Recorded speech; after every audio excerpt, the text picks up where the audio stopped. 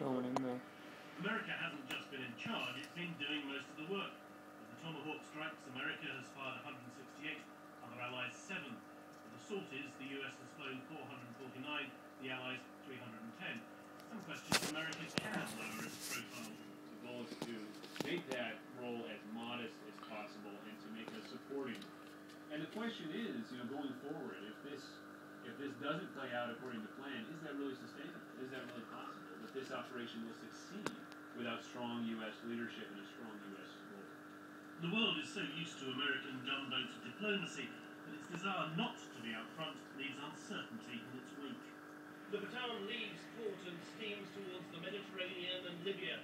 The Marines, the pilots and the medics on board are ready for anything, which is just as well, because the mission isn't clear. No one knows what the end game is in Libya. Mark Mardell, BBC News, Virginia. So how likely is it that NATO will be taking overall charge of the mission? The Libyan crisis is being discussed by NATO ambassadors at a meeting in Brussels tonight. Our Europe editor, Gavin Hewitt, is there for us. Gavin, what are you picking up? Is there any sign of any agreement there? Well, Hugh, certainly tonight it looks as if NATO is much closer in taking command of this Libyan operation.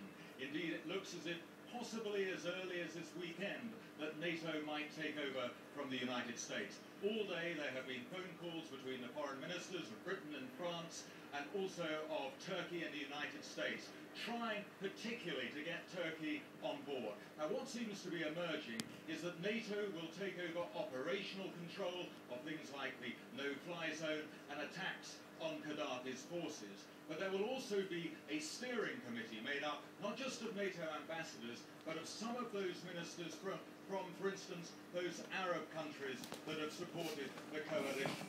Now, they will exercise a degree of political control over sensitive issues, for instance, like rules of engagement. What is not clear this evening is whether that steering group will have, for instance, the power of veto.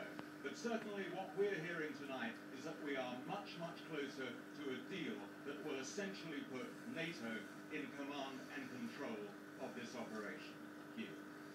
Gavin, thank you very much. Gavin Hewitt there, our Europe editor in Brussels. Detectives investigating the disappearance of Sian O'Callaghan, the 22-year-old woman who went missing in Swindon last weekend, say they found a body. They arrested a 47-year-old man on suspicion of kidnapping and murder. They've said that they know the location of a second murder victim. Our correspondent Robert Hall has the latest from Swindon.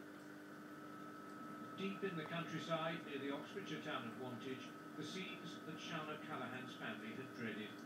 Senior officers had travelled from this spot to the Swindon police station where the search for her was coordinated to make an announcement which no one had expected. What I can tell you is that a 47-year-old man from Swindon is in custody, having been arrested for kidnapping and 2 murders. The location of 2 bodies have been identified to me.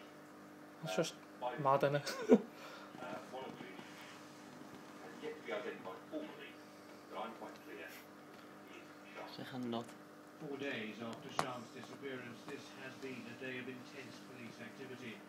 At around 11 o'clock this morning, officers surrounded a vehicle parked outside a supermarket in the northern suburbs of the town.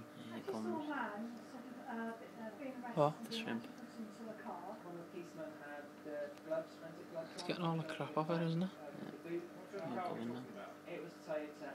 The inquiry team had asked for help in tracing the movements of a green Toyota with taxi markings.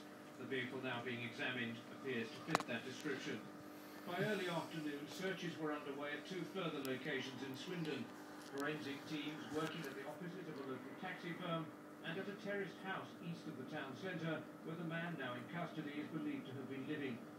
Neighbours who recalled a taxi parked on the drive said he was well known in the area. Very nice man. Nice mate. Having said that, what do you make of all this? Shocked? What would you be? As work on the Oxfordshire crime scene continues, detectives have thanked the public for their help and for the sympathy shown to Sian's family. Tonight, some of those who had prayed for good news joined a vigil outside the nightclub where she was last seen alive. This investigation now extends across 2 counties. Senior officers told us that a clear priority is to recover and identify the second victim.